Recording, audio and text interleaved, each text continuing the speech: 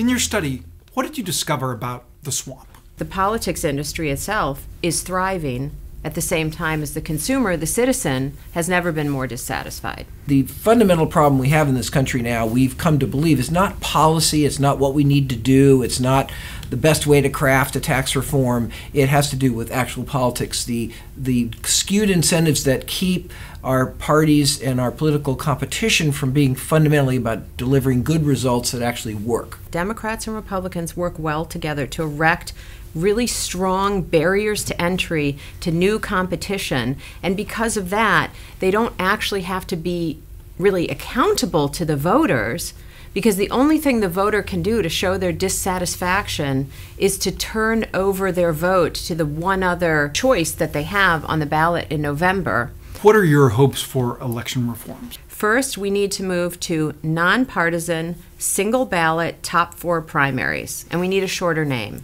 What happens is you go in on primary, you get one ballot, everybody's listed on there no matter what their party is, you vote, and the top 4 vote getters would advance to the general election. And it could be 4 of one party. It could be 4 of one party. Absolutely. And then the second reform is ranked choice voting in the general election.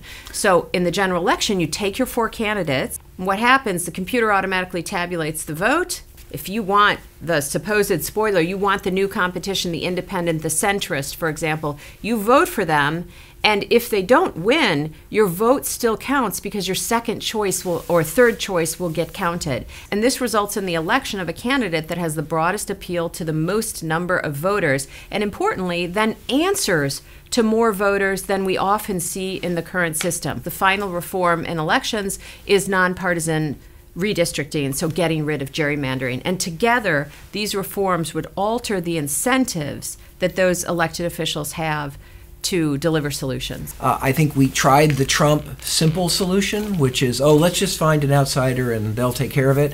That's not going to work. And we also have seen genuine progress on multiple dimensions of the reform agenda. I think the citizens are starting to get to the point where we could expect to see some real movement relatively quickly.